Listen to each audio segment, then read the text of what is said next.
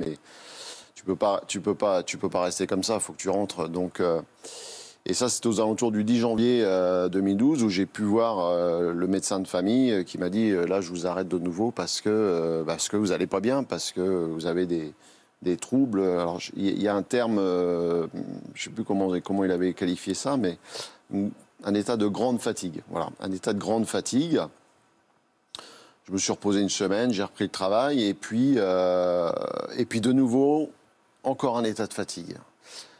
Jusqu'au point où le 28 février, pas le 28 février, fin janvier 2012, je me suis retrouvé donc aux urgences à l'hôpital de Redon. Et là, je vois un médecin psychiatrique qui a une discussion avec mon épouse et lui explique que voilà, j'ai besoin de repos parce que je suis très fatigué et que derrière, on va faire des éléments de prise de sang. Et donc, mon épouse décide de m'interner. Voilà. Et je me retrouve dans cette cellule psychiatrique où on est à peu près une quarantaine de patients, où je rencontre le médecin du service qui m'explique voilà, vous avez un certain nombre de substances dans le sang qui font que on pense que vous prenez des médicaments. Ah là là, mais vous ne preniez pas de médicaments? Alors, j'en prenais pas. Oh, elle vous droguait? Elle me droguait. Alors, vous empoisonnait en fait. Exactement. Et puis franchement, c'était très bien organisé parce que au bout de quelques jours, on a bien vu ce qu'on appelle les benzodiazépines baisser. Et puis j'ai eu droit à une permission. Une permission de sortie parce que moi, j'avais qu'une chose à faire, c'était je voulais voir mes enfants, quoi. Et donc, j'ai cette permission de sortie. Ce week-end-là, j'ai ma maman qui est là, qui mange à côté de moi, qui ne me lâche pas de la journée.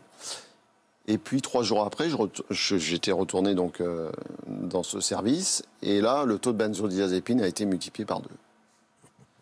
Et oui. Et là, est-ce que tout s'emboîte à ce moment-là? Est-ce que vous... Non, pas encore. Oh là là. Non, j'étais très amoureux, mais pas encore. Et là, papa, il venait tous les jours me voir avec mon petit frère Kevin, tous les jours. Et elle venait de manière, quand ça l'arrangeait, quoi, quelque part. Épisodique, ouais. Voilà. Et pas forcément avec mes enfants, donc je ne les voyais pas non plus. Donc c'était double peine. Et puis il y avait le regard aussi des autres patients qui, eux, avaient un traitement alors que moi, je n'en avais pas. Donc ça a été 27 jours comme ça. 27 jours. Et effectivement, le taux de benzodiazépine a continué non pas à baisser, mais plutôt à stagner.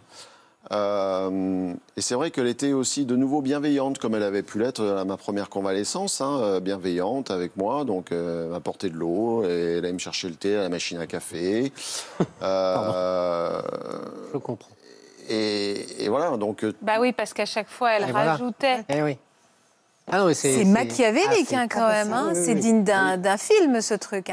J'ai pas trouvé le réalisateur encore, mais... Et puis, il y a eu une nuit où j'avais un nouveau collègue de chambre, on va dire, et qui en pleine nuit s'est levé et m'a dit je veux t'assassiner, quoi. Donc, j'ai dit là, ça peut plus durer. Ça peut plus durer. Je savais pas qui c'était ce monsieur qui était arrivé dans la journée, et certainement avec des troubles. Et puis j'ai appelé mon papa, je lui ai dit mais papa, faut me sortir de là-dedans, c'est pas possible. Et donc, j'ai pu en sortir. C'était le 28 février. Et mon père avait eu les gendarmes entre-temps qui lui avaient dit il ne faut pas qu'il retourne chez lui. Ah, donc les gendarmes, eux, avaient commencé à tilter. Ce qui a dû vous mettre la puce à l'oreille, vous, Jean-Pierre. Parce que déjà, vous, depuis le premier accident, vous étiez convaincu que c'était elle, par l'agression. Oui, et disons que même quand il était hospitalisé à Redon, on pensait bien qu'elle devait mettre des médicaments, parce que c'était pas possible que le taux de benzodiazépine baisse et remonte, et donc on était quand même très inquiets. Il fallait qu'elle se procure quand même ces médicaments. Oui, mais ça, elle n'avait pas de mal avec son amant, je pense qu'elle n'avait pas eu de mal.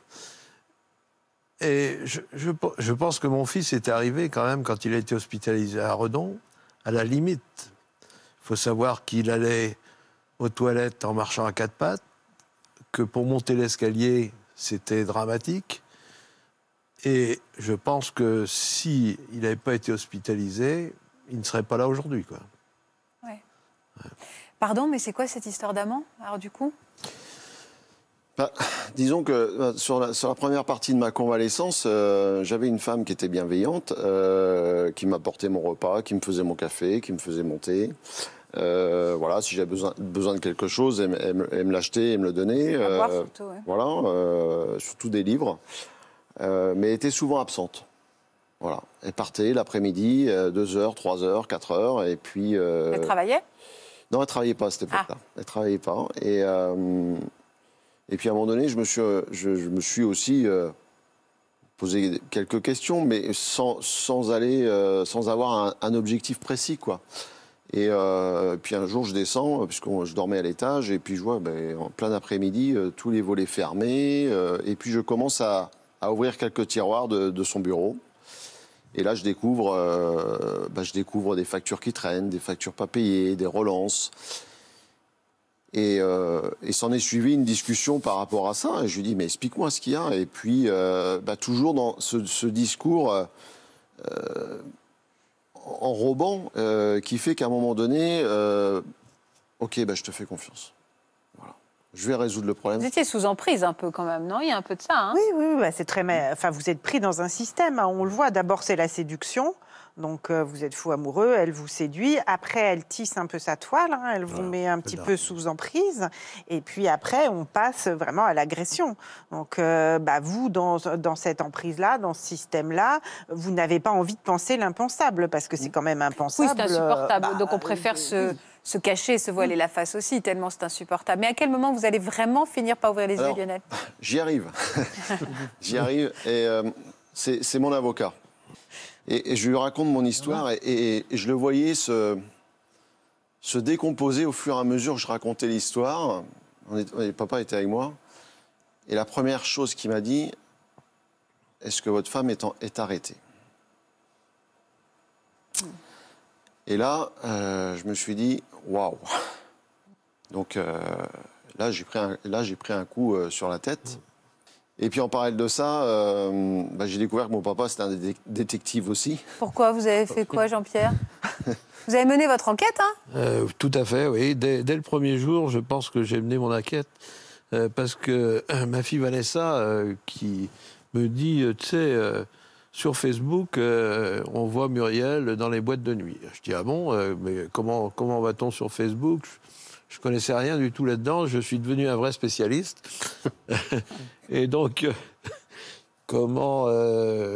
j'ai découvert que, en fait, la veille de la semaine avant qu'elle participe à la tentative d'assassinat de Lionel, elle était allée à la boîte de nuit à la guinguette de Glénac. Hein. Et donc, en fait, quand elle m'a dit que elle est allée reconnaître l'itinéraire le jour de la tentative d'assassinat, j'avais la preuve qu'elle était à la boîte de nuit la semaine avant, avec les photos. Et donc là, j'ai cherché sur toutes les boîtes de nuit du coin, de Lagacy, Carentoire, enfin, tout ce qu'il peut y avoir comme boîte de nuit. Et là, je me suis aperçu que je l'ai vue en boîte de nuit, en photo, puisque dans les boîtes de nuit, ils s'amusent à prendre des photos. Et ce qui m'avait foutu encore plus en colère, c'est que j'avais vu ma petite fille, qui avait à l'époque 14 ans, je crois, à Lionel, tu me diras si je me trompe, qu'elle était avec sa mère, quoi. Je dis, mais c'est pas possible. Ouais. Donc là, vous avez découvert qu'elle avait un amant aussi.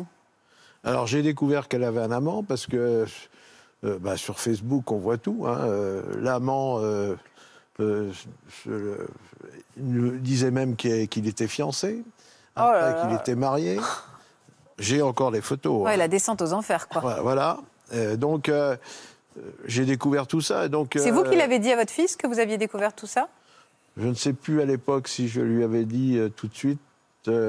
En tous les cas, je l'ai fait parvenir à la gendarmerie le 5 octobre 2011. Ah oui, donc vous avez... presque pas tout à fait un mois après sa tentative d'assassinat. Et il faut dire que j'étais un peu...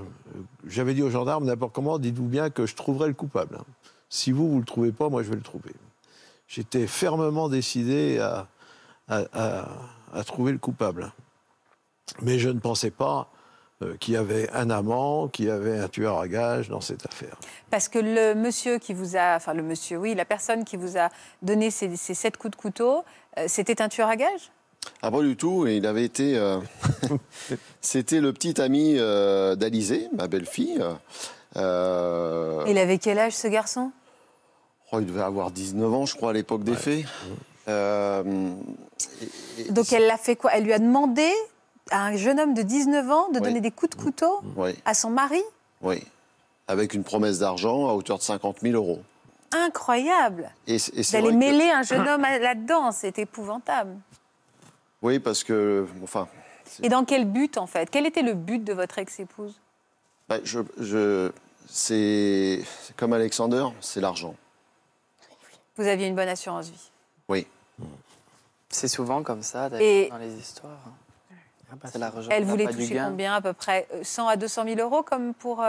Non, l'assurance vie, j'avais une assurance vie assez particulière parce que je voulais, quoi qu'il arrive dans ma vie, assurer l'avenir de mes enfants, qu'ils puissent faire leurs études et puis qu'ils puissent démarrer dans leur vie. Et dans le cadre d'un accident de voiture, elle aurait pu toucher 1 032 000 €. Elle a été copée de quelle peine, votre ex-épouse? 20 ans, son amant 12 ans et mon agresseur 10 ans. Non, mon agresseur 12 ans et son amant 10 ans. Et elle est toujours en prison? Elle est toujours en prison. Vous allez comment, vous, aujourd'hui? Est-ce qu'on arrive à refaire confiance à quelqu'un après? J'ai de la chance aujourd'hui d'avoir une femme aimante, bienveillante. Et j'ai quelqu'un qui a été bienveillant, qui a su prendre le temps de comprendre mes douleurs. Et puis aussi, il a fallu reconstruire une famille. Il a fallu que je me reconstruise, que mes enfants se reconstruisent. Et ça, c'est encore aujourd'hui, la reconstruction, elle est là. On va dire, matériellement, la reconstruction est là, mais psychiquement, psychologiquement, la reconstruction, elle n'est pas encore là. Parce que les cicatrices, elles se voient moins, ça c'est sûr. Parce que j'ai fait de la chirurgie plastique.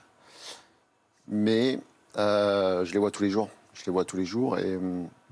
Et puis, il y a aussi mes enfants, quoi. Mes enfants, aujourd'hui, il y en a qui sont encore suivis psychologiquement. Bien sûr, on imagine. Par rapport à ces faits-là. Et ils sont toujours comme Alexander. Ils voient leur mère? Non. Ils ne la voient plus. Ils ne la voient plus. Déchéance de l'autorité parentale? Oui. Ouais. Vous avez une bonne première impression de sa nouvelle femme? Alors, je vais quand même vous dire quelque chose. D'ailleurs, je suis bluffé par mon fils, Lionel. Parce que, d'une part, il a su reconstruire sa vie, sa vie personnelle. Il a su reconstruire sa vie professionnelle, parce que c'est pas évident d'être en arrêt de 6 mois quand on est cadre dans une grosse société, et ce qui s'est passé. Et il a su reconstruire ses enfants.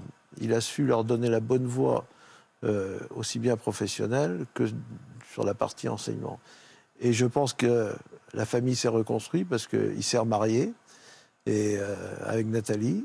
Et donc, ça nous a fait très plaisir. Je pense que c'était indispensable pour lui. C'était en fait une fin de reconstruction. Et je pense qu'il avait une étoile. Ou un ange gardien. Oui, et puis moi j'ai l'impression qu'il y a votre père qui vous a regardé avec le même regard bienveillant que celui de Jean-Pierre sur le sien. J'espère.